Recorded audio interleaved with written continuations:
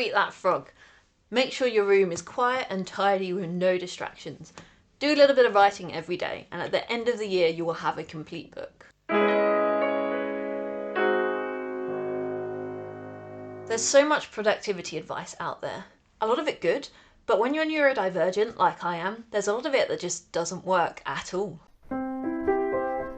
We spend so much time and energy trying to follow neurotypical advice that wasn't designed for us in mind, and just end up feeling frustrated, exhausted, and really rubbish about the fact that it didn't work for us. Today I'm going to look at one of the most popular productivity books out there, Atomic Habit by James Clear. I have it here. And I'm going to look at it through the lens of neurodivergence and examine what works and what doesn't. The idea is I want to equip you with the tools to help you evaluate whether particular advice works for your own special flavour of neurodivergence. Before we dive in, my name is Lee and I am an ADHDer who coaches neurodivergent leaders and entrepreneurs to further their careers and their businesses. I'm also someone who has a constant itch to be productive, so today's topic is very personal and very important to me. I also believe that I'm probably autistic as well, but I'm still working on understanding and reevaluating my life through this lens as well. So this video is going to be a bit more ADHD focused, like a lot of my previous ones have, but I'm starting to bring in thoughts around autism and how this plays in as well. This video also follows on from last week where I spoke about how we can use some of the strategies in Atomic Habits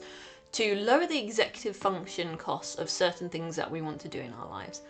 If you haven't seen it already, I'd really recommend you go back and check it out, and I'll put a link up here somewhere. But today I'd like to look at the book as a whole and discuss it from the perspective of productivity and neurodivergence. If you haven't read the book already, I do actually recommend it. I found it a really good book and there's a lot of useful stuff in there, but I do have two caveats to make first. The first is that it engages in the stereotypical productivity trope of do exercise and lose weight. This is personally very frustrating to me as someone who is body neutral and a supporter of the fat activist movement. Because I personally think that the prevalent dialogue in society around weight, around moralising around weight, is unhelpful. That the perception that being fat is a moral failing is just wrong and harmful. And that the fact that exercise and healthy eating automatically equals weight loss is a gross oversimplification. It's a very complex topic, and a lot of these productivity books tend to oversimplify this and flat out say things like, just exercise, just eat better and you'll lose weight, and use that as examples. Fortunately, this book doesn't belabor that point too much, so literally just use it as examples of how you can implement a habit, but I wanted to bring awareness to it as it's something that bothered me a little bit when I was reading it.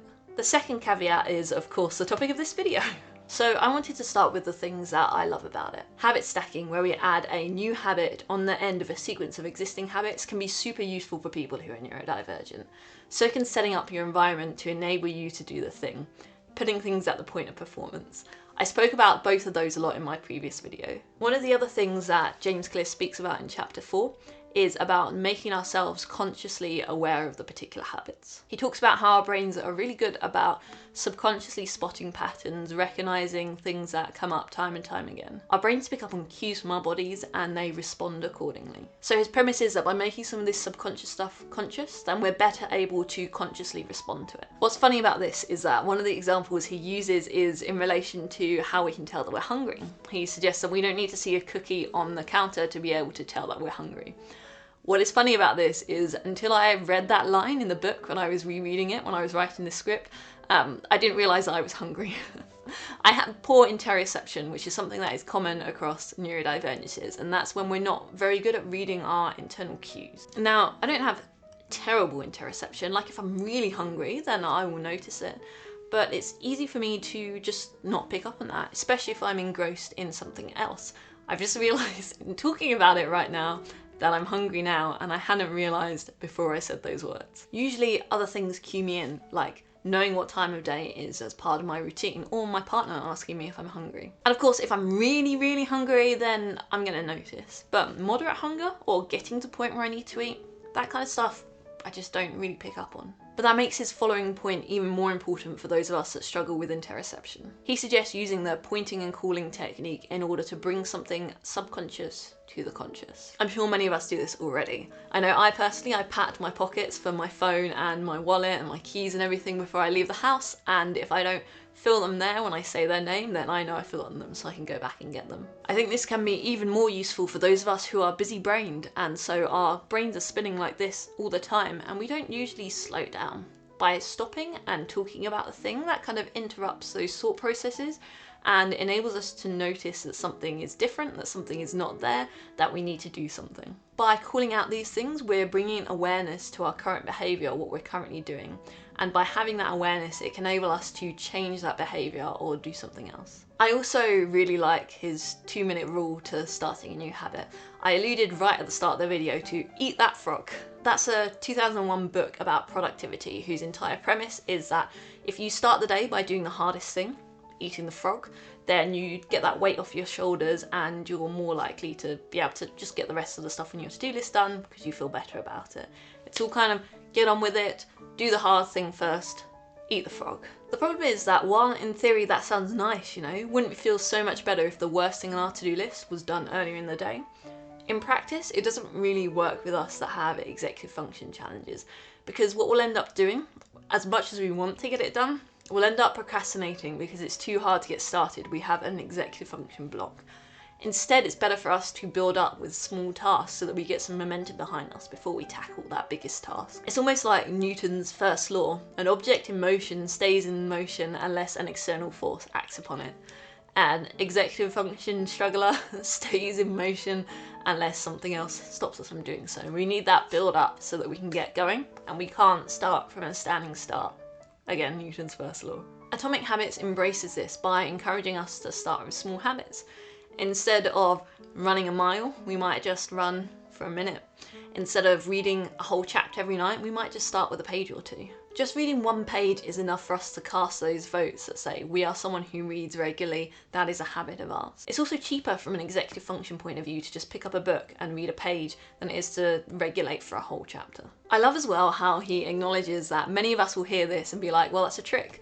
I know you're just trying to get me to read a page because I'll then end up reading the whole chapter, and then we kind of talk ourselves out of it because we know we're being tricked. And his solution to that is actually just to force ourselves to stick to that smaller amount.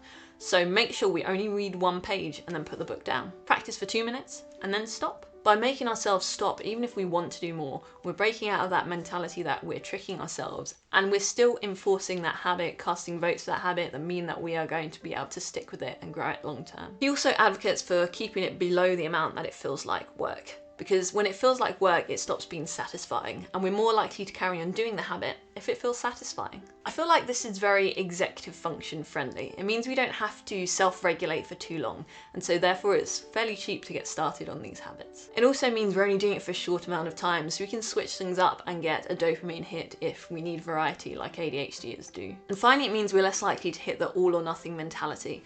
That I'm going to read a chapter or I'm going to do nothing becomes I'm going to read one page. It's in the middle, and it means that we get things done. Having said that, one of the strategies in the book I think is actually really unhelpful for that all or nothing mentality, and I'd really advise against that for people who have ADHD in particular, and that is the habit tracking technique. Now, he talks about it in multiple ways. He talks about it, one, in like moving a marble from one jar into another jar when you complete a task, which I think is quite cool actually. I don't have a problem with that because I see the way it measures our progress. The one I don't like is the daily checking a box that we did this habit. And that's because, in a way, it kind of shames us if we miss a day. You know, we see these completed rows and rows of days that we successfully did the thing. And then one day we're busy, or our executive function is bad, or we forgot, whatever the reason is, we didn't do it that particular day, and now we have ruined the entire streak. That feeds into our all or nothing mentality. We either have the streak or it's ruined. And if it's ruined, then we give up. I also think that seeing that we didn't do that for one day, it can lead to us feeling guilty or bad about ourselves or some kind of shame, which leads to a brick in our wall of awful, which means executive functioning on it in future is going to be even harder. I think it runs really counteractive to the way that we tend to work with things. To be fair, James Clear does actually acknowledge this a little bit, that it could lead to an all or nothing mentality. And he kind of suggests that that's because we're measuring the wrong thing. We're measuring that we're doing it every day. We're not measuring the progress that we're getting in the task, which I do kind of get, but I think that nuance is a little bit of a moot point. I don't think it cancels out the impact of breaking the chain for us. He also advocates accepting a missed day, just make sure it's not 2 missed days, which again I kind of get, but I think sometimes we need to give ourselves a bit of grace and a bit of accepting that some days our lives are going to be in chaos and we're not going to be able to get the thing done for a few days, and consistency looks like on average we get it done. So, you know, if you're ill or something like that, I wouldn't feel too bad about the missing 2 days in a row. But the part I like least about this book though is the whole idea around stopping undesirable habits. The premise is fine, make the undesirable habit unattractive and you're less likely to do it. The implementation is what I don't particularly like. And in particular, I'm referring to the punishment aspect. One of the ways in which he suggests making a habit unattractive is by putting a financial penalty to it. So something like, if you sleep in, then you lose money for having done so.